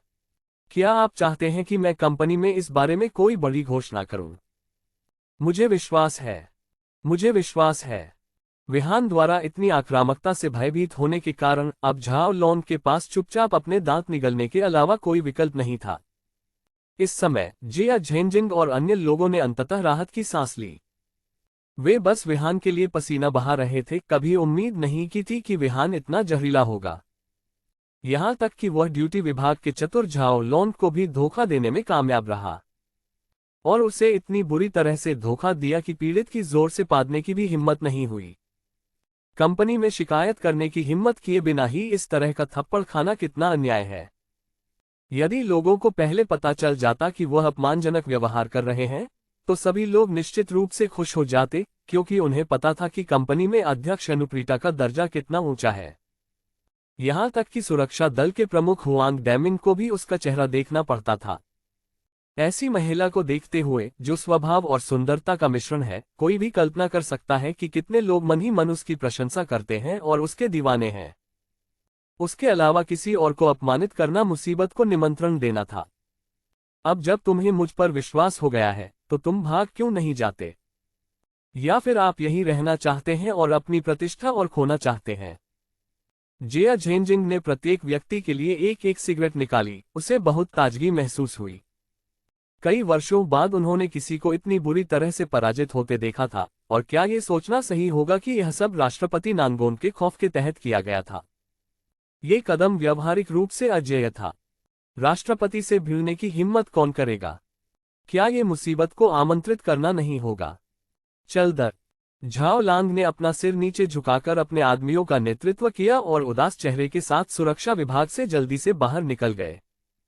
हाँ, ज़ेफेग, मैं नहीं बता सकता। आप बहुत ईमानदार दिखते हैं, लेकिन कौन जानता था कि आपके पास ये चाल छिपी हुई है। ये भयानक था। झाओ लॉन का पराजित रूप देखकर मुझे बहुत अच्छा महसूस हो रहा है। जिया झेनजिंग आत्मसंतुष्ट महसूस कर रही थी। उसने विहान को गले लगा लिया, लेकिन अन्य सुरक्षा गार्डों ने अपना सिर झुका लिया। कोई भी जश्न मनाने के लिए आगे नहीं आया, क्योंकि उनमें से कोई भी विहान के लिए खड़ा नहीं हुआ था जब वह खतरे में था। लिन भाई, हमें खेद है, अभी हम। लिन भाई, जो कुछ हुआ उसके लिए हमें सचमुच खेद है। हमारा ऐसा करने का इरादा नहीं था। सुरक्षा कक्ष में 1 दर्जन से अधिक सुरक्षा गार्डों ने बारी बारी से विहान से माफी मांगी। लिन भाई, हमें खेद है, हमारे परिवार बहुत गरीब हैं और हमारी परिस्थितियां अच्छी नहीं हैं, इसलिए हम ये नौकरी नहीं खो सकते। हमें उम्मीद है कि आप हमें पहले के लिए माफ कर देंगे। एक हट्टा कट्टा आदमी जल्दी से माफी मांगने के लिए आगे आया, और जैसे ही उसने बात की, उसने अपना सिर नीचे करना शुरू कर दिया। जो कुछ हुआ था उसके लिए विहान के प्रति स्पष्ट रूप से बहुत खेद महसूस कर रहा था। हाँ, कोई चिंता नहीं, कोई चिंता नहीं। ये तो बस एक छोटा सा अंतराल था। मैं हर किसी की भावनाओं को समझता हूँ, और मैं उन कठिनाइयों को समझ सकता हूँ जिनका सामना हर कोई करता है। ये हम सब के लिए आसान नहीं है, मैं ये समझता हूँ। अभी हम किसी और चीज के बारे में नहीं सोचेंगे, हम अभी भी भाई हैं। विहान की उदारता ने वहां उपस्थित सभी लोगों को आश्चर्यचकित कर दिया। उन्होंने ऐसा व्यवहार किया जैसे कुछ हुआ ही ना हो और उदारतापूर्वक अपनी सिगरेटें सभी को बांट दी। ये बहुत ही व्यवहारिक था। बहुत सुलभ है ना? भीड़ ने मन ही मन सोचा। 38 अध्याय 38 यह वैज्ञानिक है। 38 अध्याय 38 यह वैज्ञानिक है। झाओलॉन की ड्यूटी विभाग में वापसी शांतिपूर्ण नहीं थी। वह एक पागल कुत्ते की तरह था जो बेकाबू हो गया था। सुरक्षा विभाग में सभी लोग इतनी शांति और सहजता बनाए रख सकते थे, इसका कारण ये था कि वहां मौजूद सभी अच्छे साथियों में कोई अहंकार नहीं था। वे भाई जैसे थे जिनके साथ स्वाभाविक रूप से आसानी से रहा जा सकता था। दूसरी ओर ड्यूटी विभाग के छोटे प्रमुख झाओ लांग ने कुछ और ही सोचा। आज की घटनाओं से उनका सारा गुस्सा ड्यूटी विभाग के कर्मचारियों पर फूट पड़ा, जहां वे लगातार भड़कते रहे। उसमें एक मूर्खतापूर्ण अहंकार झलक रहा था। गालियां देने के बाद वह कुछ और अपमानजनक बातें कहना नहीं भूला और फिर विज्ञापन योजना विभाग में शिकायत करने के लिए दौड़ा, जिससे फैन जियान तुरंत गुस्से से भड़क उठा। उसकी पतली विलो पत्ती जैसी भौहें किसी छोटी औरत की तरह सिकुड़ी हुई थीं। मादरचोद, उस बच्चे ने तुम्हें मारने की हिम्मत की। क्या वह अब जीना नहीं चाहता? विज्ञापन योजना विभाग के अंदर फैन जियान ने झाओ लॉन को घूरा और झाओ लॉन के हर अतिरंजित और अलंकृत शब्द के बाद कोसने लगा। वह चाहता था कि वह तुरंत विहान का सामना कर सके। डायरेक्टर फैन, इस बार आपको मेरी मदद करनी होगी। मैं कुछ नहीं कर सका। उसने न केवल मुझे मारा बल्कि तुम्हारे बारे में भी बुरी बातें कही। मुझे मारना छोटी बात है, लेकिन तुम्हारा अपमान करना, झाओ लॉन्ग ने कहा और कहानी में अपनी अतिशयोक्ति जोड़ दी। उस बदमाश ने क्या कहा? फैन जियान का चेहरा गंभीर था। उसकी आवाज बहुत ही पतली और खींची हुई थी, जो किसी भी तरह से सुनने पर अजीब तरह से शिकायती लगती थी। उसने कहा कि आप में उसे नौकरी से निकालने की हिम्मत नहीं है। कहा कि आप उसे बस मजे के लिए डरा रहे थे, और यह भी। क्या भी? अगर आपके पास कहने के लिए कुछ है तो बोल दीजिए। झाओ लॉन की अलंकृत कहानी सुनकर फैन जियान ने दांत पीसते हुए कहा। उच्च पद और शक्ति वाले लोग ये बर्दाश्त नहीं कर सकते कि कोई उनके बारे में बुरा बोले। उनकी चमड़ी बहुत पतली होती है। जितना अधिक वे खुश होते हैं, उतना ही अधिक वे इसका आनंद लेते हैं। उन्होंने कहा कि उन्हें सीईओ का समर्थन प्राप्त है, इसलिए वे हमसे बिल्कुल भी नहीं डरते, और उन्होंने हमेशा आपको कुछ नहीं समझा है। जब झाओ लॉन्ग ने आखिरी वाक्य कहा, तो उसका स्वर स्पष्ट रूप से धीमा हो गया और वह फैन जियान की प्रतिक्रिया की जांच करना नहीं भूला। वे सभी शब्द उसके द्वारा गढ़े गए थे, और यदि उसने उन्हें ध्यान से नहीं कहा, तो फैन जियान मौके पर ही भड़क सकता था। इससे न केवल उसकी अपनी योजना विफल हो जाएगी, बल्कि वह मुश्किल स्थिति में भी पड़ जाएगा। इसलिए अपनी मनगढ़ंत कहानियों में झाओ लांग ने अभी भी माप की भावना बनाए रखी। क्या कहा आपने? क्या उसने सचमुच ऐसा कहा? क्या सीईओ उनका समर्थन करेंगे? क्या उस छोटे से बेकार सुरक्षा गार्ड के लिए सीईओ उसका समर्थन करेगा? हाँ। फैन जियान गुस्से से लगभग हंस पड़ा। उसे लगा कि यह आज तक सुनी गई सबसे मजेदार बात थी। सीईओ किस स्तर का होता है? चेयरमैन के अलावा वह सबसे शक्तिशाली व्यक्ति हैं। किसी का भी नाम लेना उचित होता, लेकिन सीईओ को डराने के लिए उनका इस्तेमाल करने के बारे में सोचना किसी बेतुके मजाक जैसा था। मैंने सुना है कि हमारी कंपनी के सीईओ और उस छोटे बदमाश के बीच किसी तरह का रिश्ता है, और सीईओ ने व्यक्तिगत रूप से उसे यहां लाया था। ऐसा कहा जाता है कि कुछ प्रकार का। अपनी मां को चोदो। थप्पड़। अचानक पूरे कार्यालय में थप्पड़ की आवाज गूंजी, जिससे विज्ञापन योजना विभाग के बाहर खड़े कर्मचारी भी चौंक गए। फैन जियान ने झाओ लॉन को जमीन पर पटक दिया और फिर एक भयंकर निगाह से उस पर थूका और घृणा से गाली दी। अपना मुंह साफ रखो। क्या नानगोन के सीईओ कोई ऐसे व्यक्ति हैं जिनके बारे में तुम बात कर सकते हो? क्या वह ऐसी व्यक्ति है जिसके बारे में आप जैसे निम्न स्तर के कर्मचारी अपनी इच्छानुसार बात कर सकते हैं? क्या तुम्हें नहीं पता कि वह है जिसकी मैं कंपनी में सबसे अधिक प्रशंसा करता हूं?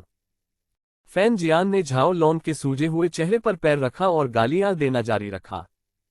झाओ लॉन फर्श पर लेटा हुआ था। उसका चेहरा लगभग पूरी तरह से विकृत हो गया था। वह शोकाकुल दिख रहा था और बार बार माफी मांग रहा था। उसे डर था कि फैन जियान फिर से अपना गुस्सा दिखाएगा। अगर फैन जियान उसे अभी पीट पीट कर मार भी डाले तो भी उससे समझ नहीं आएगा कि उसने क्या गलत कहा था, उसने किसे नाराज किया था। क्या ये सिर्फ इसलिए था क्योंकि उन्होंने उल्लेख किया था कि वेहान का राष्ट्रपति के साथ कुछ संबंध था?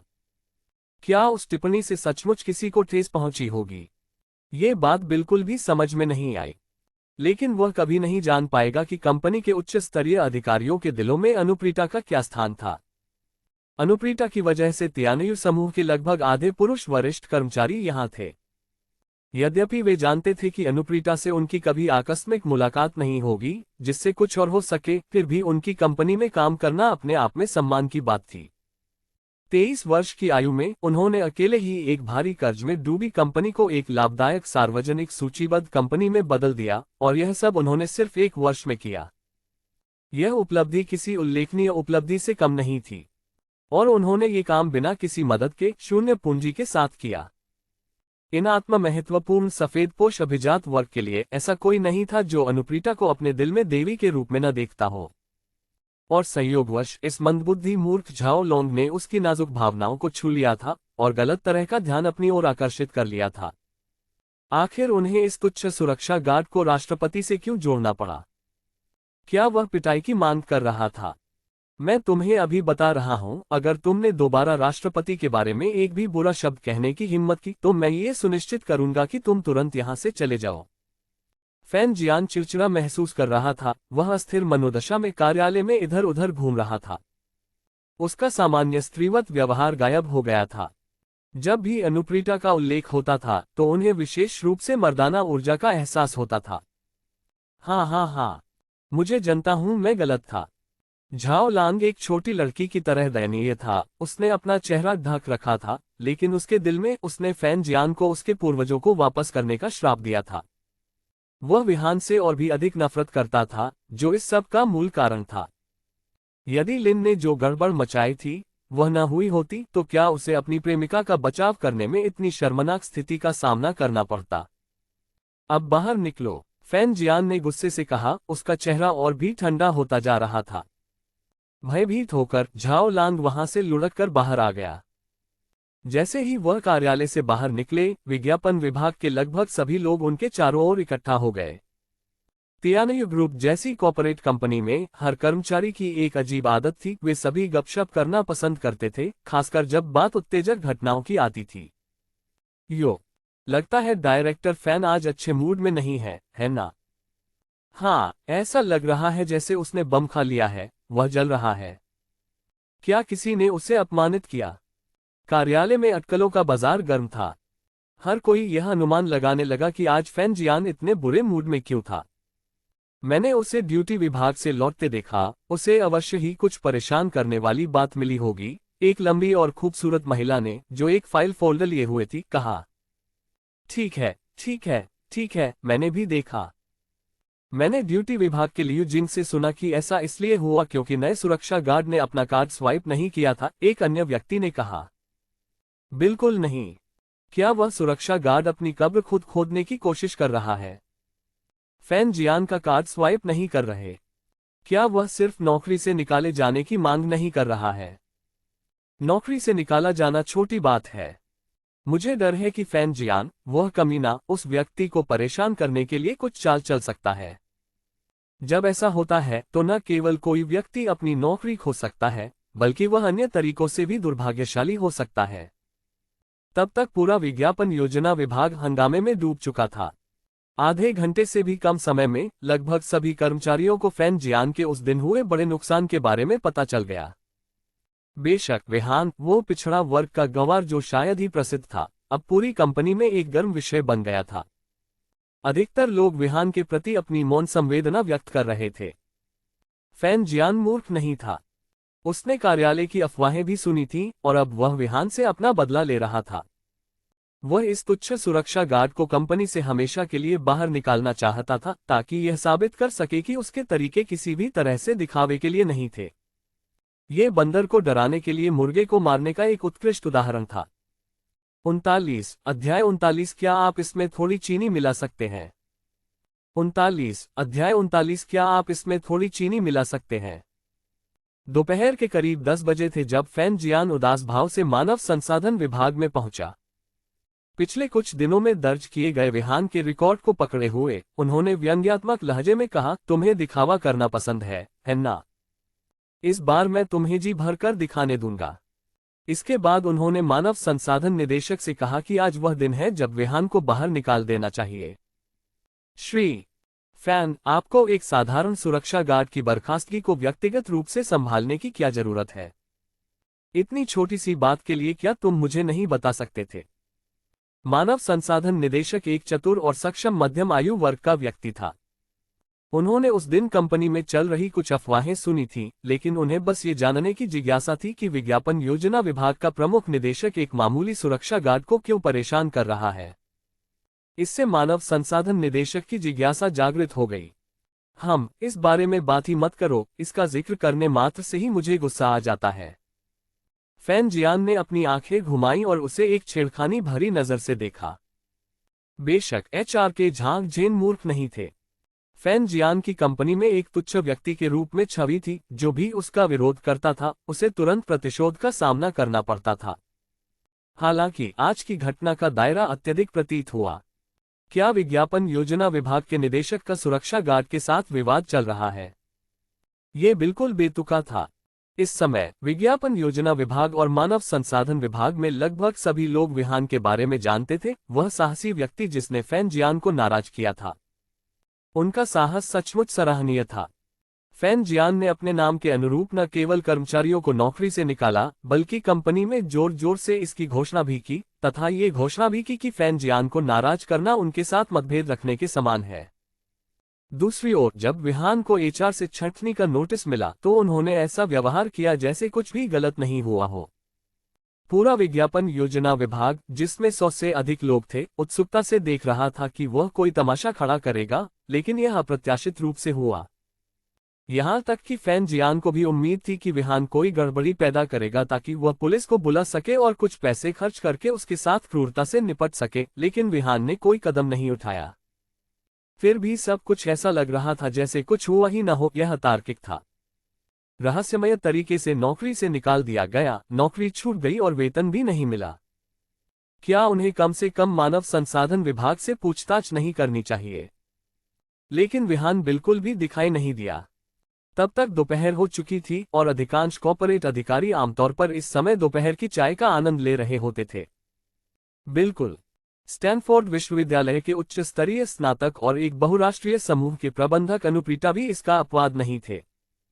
विशेषकर एक ऐसी महिला के रूप में जो जानती थी कि कैसे जीना है और जीवन का आनंद लेना है, वह वास्तव में जानती थी कि अपनी देखभाल कैसे करनी है।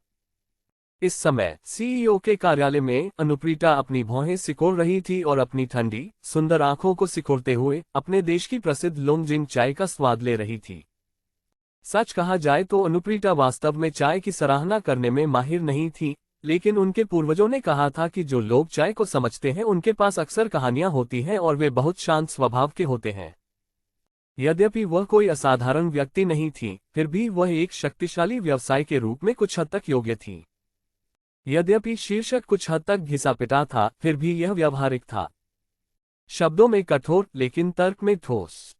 अनुप्रीता ने हल्के हरे रंग की चाय से भरा एक कप अपने गाल के पास उठाया। ऐसा लग रहा था जैसे वह किसी विचार में खोई हुई हो। बहुत खूब।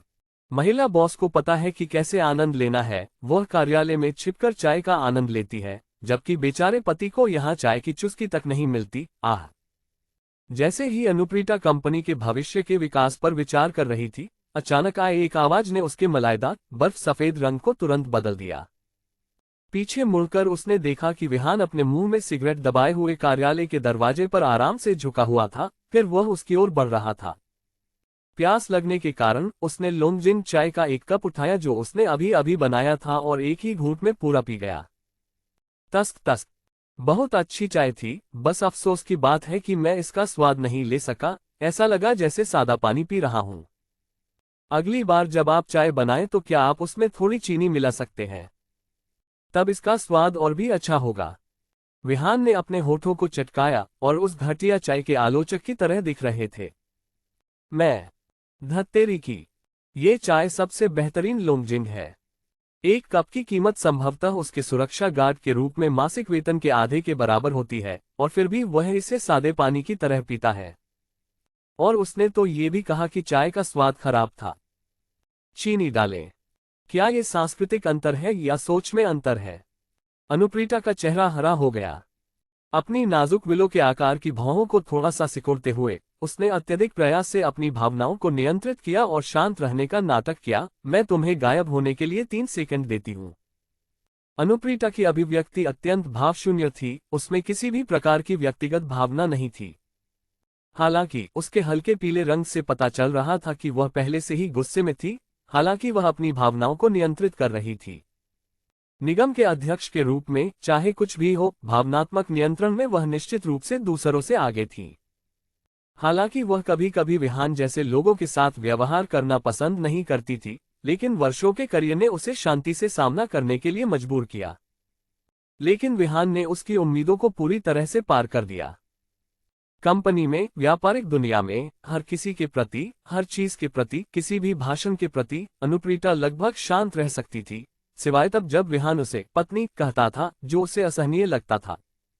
अनुप्रीता को सबसे अधिक अपमानित करने वाली बात यह थी कि उस आदमी के सामने उसे कभी भी कोई असुविधा नहीं हुई थी, दूसरों द्वारा उसका शोषण किए जाने की तो बात ही छोड़ दें। लेकिन विहान, उस शापित कमीने के साथ जहां भी वह शामिल था, अनुप्रीता को लगभग हमेशा कोई फायदा नहीं हुआ।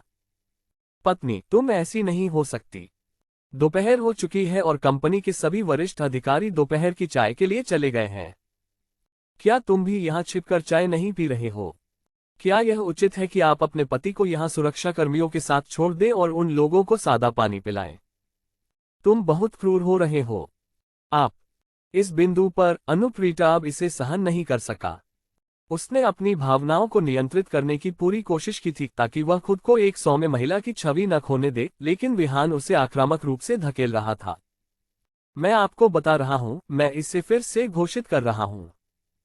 ये याद रखना, आप कंपनी में मुझे ऐसा मत बुलाना, क्योंकि हमारा कोई रिश्ता नहीं है। नहीं, ये गलत है, चाहे घर पर हो या कंपनी में, इन 2 शब्दों का उल्लेख न करें। यदि आपने फिर से कोई गलती करने की हिम्मत की तो मैं ये सुनिश्चित कर दूंगा कि आपको सुरक्षा विभाग में पीने के लिए सादा पानी भी नसीब नहीं होगा। इसके अलावा आपको ये भी समझना होगा कि यह मेरा समूह है, मेरी कंपनी है।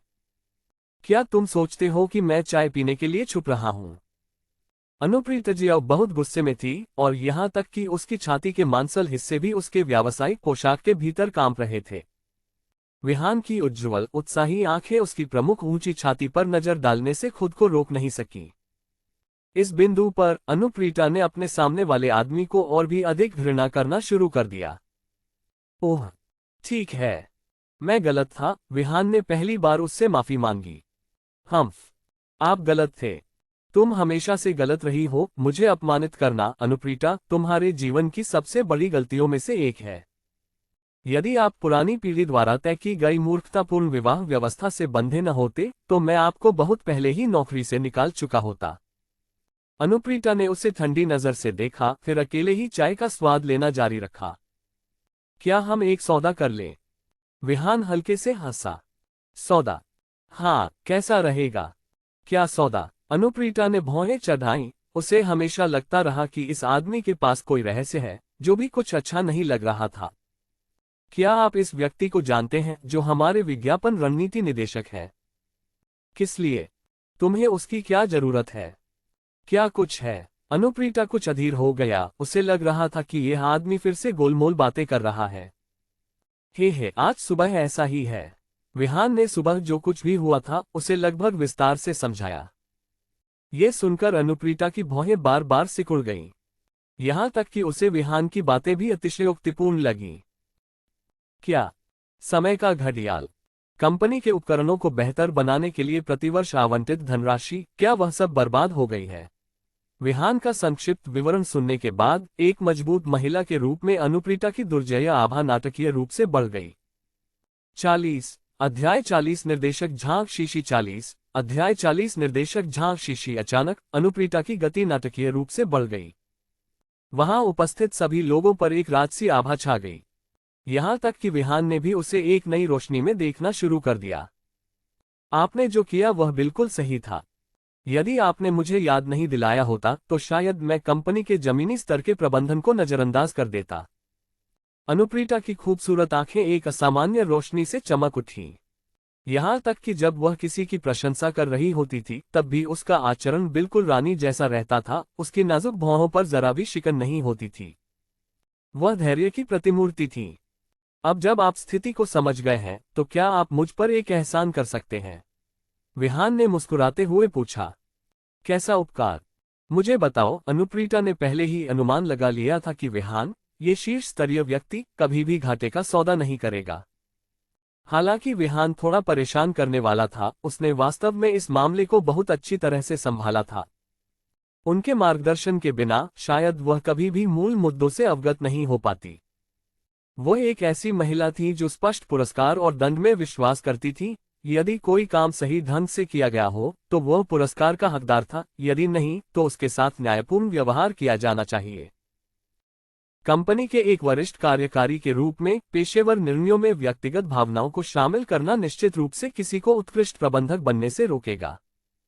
हाँ, विज्ञापन रणनीति के निदेशक फैन जियान ने पहले ही मेरा डेटा मानव संसाधन विभाग को सौंप दिया है और वे मुझे बाहर निकालने की तैयारी कर रहे हैं। हालांकि मुझे बाहर निकाले जाने पर कोई आपत्ति नहीं है। जैसा कि आप जानते हैं, इतने बड़े निगमों में यदि किसी को बर्खास्त करने का कोई वैध कारण नहीं है तो क्या ये बहुत ज्यादा अत्याचार नहीं है? जब ये बात बाहर आएगी तो यह अच्छी नहीं लगेगी। और आखिरकार मुझे आपके द्वारा ही यहाँ लाया गया है। भले ही अन्य लोग भिक्षु का सम्मान न करें, उन्हें बुद्ध का सम्मान करना चाहिए। हम तो आपके भी दिन हैं। क्या आप सब कल महान और शक्तिशाली नहीं थे? नौकरी से निकाले जाते ही तुम मुझे क्यों ढूंढने आते हो? अब आप जानते हैं कि मदद कैसे मांगनी है। तुम्हें इस हालत में देखकर तो मैं भी तुम्हें नौकरी से निकाल देता। लेकिन चूंकि तुम मेरे पास आए हो, इसलिए यहाँ की मिस इस बार तुम्हारी मदद करेगी। आप चापलूसी करने में बहुत अच्छे हैं। हल्की सी मुस्कान के साथ अनुप्रीता विहान के अनुरोध को स्वीकार करने में वास्तव में प्रसन्न थी। उसकी स्वाभाविक गर्वित आत्मा संतुष्ट हो गई। क्या आपने विज्ञापन रणनीति निदेशक को नाराज कर दिया है, इसलिए वह आपको नौकरी से निकालना चाहते हैं?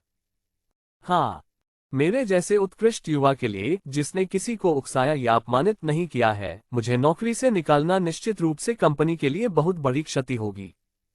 इसके अलावा हमारे बीच भी मामला है। जैसे ही वह बोल रहा था, विहान ने जानबूझकर बुलिया चुंबन का जिक्र किया। उसकी घृणित मुस्कुराहट ने अनुप्रीता को उससे घृणा करने पर मजबूर कर दिया। आप? अनुप्रीता की सुंदर भौहें सिकुड़ गईं, उसका चेहरा कठोर हो गया और उसने दांत पीसते हुए कहा, मैं इस मामले को देखूंगी। कृपया अब चले जाइए। और चाहे आपका कोई काम हो या ना हो, मेरे कार्यालय में दोबारा मत आना। हमारा आपस में कोई रिश्ता नहीं है। आप सुरक्षा गार्ड हैं और मैं अध्यक्ष हूं। अगर तुमने अफवाह फैलाने की हिम्मत की तो सावधान रहना, वरना आज रात घर पहुंचते ही मैं तुम्हारी तीसरी टांग तोड़ दूंगा। ओह, तुमने जो कहा, मेरी तीसरी टांग तोड़कर अगले जन्म में तुम कैसे जीवन बिताओगे? क्या आप रात में तौलिए को जोर से रगड़ने वाले हैं? इस समय विहान जंगली कल्पनाओं में लिप्त होने से खुद को रोक नहीं सका। यदि अनुप्रीता इन विचारों को सुन सकता तो संभवतः एक और भयंकर युद्ध छिड़ जाता। हाँ, ठीक है, आप व्यस्त हैं, इसलिए मैं अपना तुच्छ मामला आपके सक्षम हाथों में छोड़ता हूं। विहान ने हंसते हुए कहा और जाने के लिए मुड़ गया। तुम बदमाश। मैं? अनुप्रीता किसका अपमान कर रहा था कि मेरे साथ ऐसा विचित्र निकम्मा व्यक्ति था?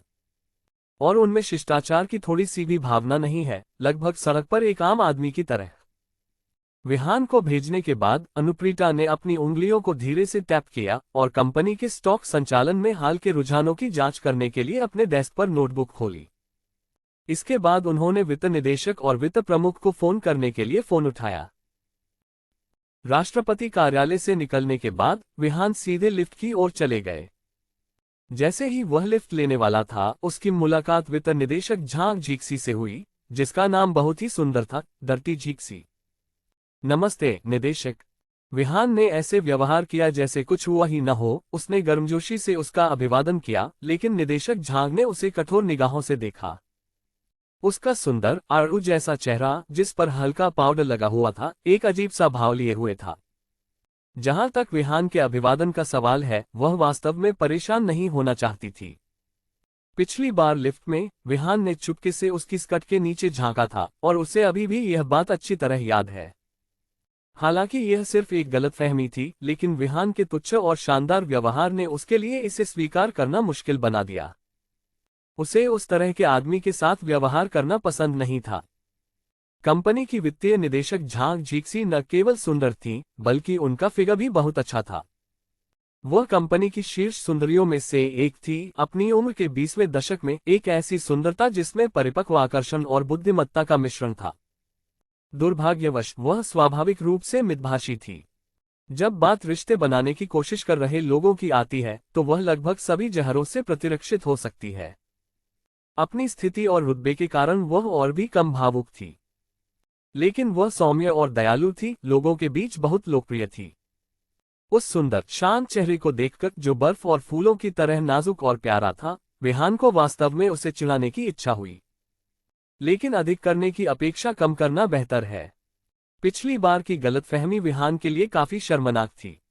उसने अभी अभी उसका अभिवादन केवल इसलिए किया क्योंकि वह उससे परिचित होना चाहता था और लिफ्ट में हुई उस छोटी सी जासूसी की घटना के बारे में बताना चाहता था। दुर्भाग्य से झांग झीक्सी ने उसे पूरी तरह से नजरअंदाज कर दिया। उसका चेहरा तिरस्कार से भरा हुआ था। चूंकि वह उसका अभिवादन नहीं करना चाहती थी, इसलिए उसने सोचा कि उसे ऐसा ही रहने देना बेहतर होगा। आखिरकार यह एक खूबसूरत मुलाकात और एक गलतफहमी थी, और अब से यह बेहतर होगा कि वे एक दूसरे को न पहचानने का नाटक करें। इस तरह उसे कोई नुकसान नहीं होगा। हालांकि चूंकि अनुप्रीता ने झांग झीक्सी को तत्काल बुलाया था, इसलिए जब वह लिफ्ट में उतरी तो लिफ्ट पूरी तरह से नहीं खुली थी, और विहान, जो मानव संसाधन विभाग में जाने की जल्दी में था, लिफ्ट के दरवाजे अभी तक पूरी तरह से नहीं खुले थे, इसलिए वे उसके पास से गुजर गए। लेकिन जैसे ही वे खुले, उनके बीच चिंगारी उड़ी। झांग झीक्सी वास्तव में कंपनी की एक परिपक्व सुंदरता थी, जो एक शुद्ध सफेद पेशेवर महिला सूट पहने हुए थी, जिसमें एक तन पेंसिल स्कर्ट और एक फिट ब्लेजर के नीचे एक सफेद ब्लाउज शामिल था। और जैसे ही वे एक दूसरे से टकराए, विहान की सुरक्षा वर्दी का एक बटन गलती से उसके ब्लाउज पर लग गया। तुरंत विहान का चेहरा पीला पड़ गया। यह तो बुरा था, लेकिन झांग झीक्सी ने उसकी ओर देखा तक नहीं। वह इस बात से अनजान थी कि उसका ब्लाउज उसकी वर्दी के बटन से फंसा हुआ था। हालांकि विहान की राय अलग थी। वे इतने करीब से एक दूसरे को छू रहे थे, यदि उसने ध्यान से नहीं देखा तो क्या यह उसकी अपनी आंखों के प्रति अन्याय नहीं होगा? लेकिन जब वह उसकी प्रशंसा कर रहा था, तो उसके बटन ने उसके ब्लाउज को फंसा दिया था। त्वरित सोच के एक पल में विहान जल्दी से घूम गया और झांग झीक्सी को अपनी बाहों में जकड़ लिया, और वे दोनों धीरे धीरे एक साथ चिपके हुए लिफ्ट में चले गए। अपनी सुरक्षा वर्दी से उसके ब्लाउज को फाड़ने से बचाने के लिए विहान ने भी अनिच्छा से झांग झीक्सी को लिफ्ट के कोने में दबा दिया। आह! अचानक गले लगने से चौंककर झांग झीक्सी ने तेज चीख मारी। उसने जल्दी से विहान की मजबूत छाती को धक्का दिया, लेकिन विहान ने कहा, हिलना मत, मैं तुम्हारा ब्लाउज खोलने की कोशिश कर रहा हूं। फिर झांग झीक्सी ने, जिसका चेहरा पीला पड़ गया था, विहान को अपना राक्षस पंजा उसकी छाती के सामने की ओर बढ़ाते हुए देखा। तुम विकृत हो, झांग झीक्सी चिल्लाए। विहान को दूर धकेलने के लिए अपनी पूरी ताकत का उपयोग करने की कोशिश कर रही थी, लेकिन उसके प्रयासों के बावजूद विहान ने उसे कमर से कसकर पकड़ रखा था, उसे विरोध करने का कोई मौका नहीं दिया। इस समय विहान उससे भी अधिक घबराई हुई थी, क्योंकि उसकी वर्दी का बटन पहले से ही उसके सफेद ब्लाउज में गहराई से फंस गया था, और अगर उसने इसे ठीक नहीं किया तो उसका बटन वास्तव में उसके ब्लाउज को फाड़ सकता था। तब तक पीली नदी में कूदने से भी उसकी स्थिति साफ नहीं हो पाती।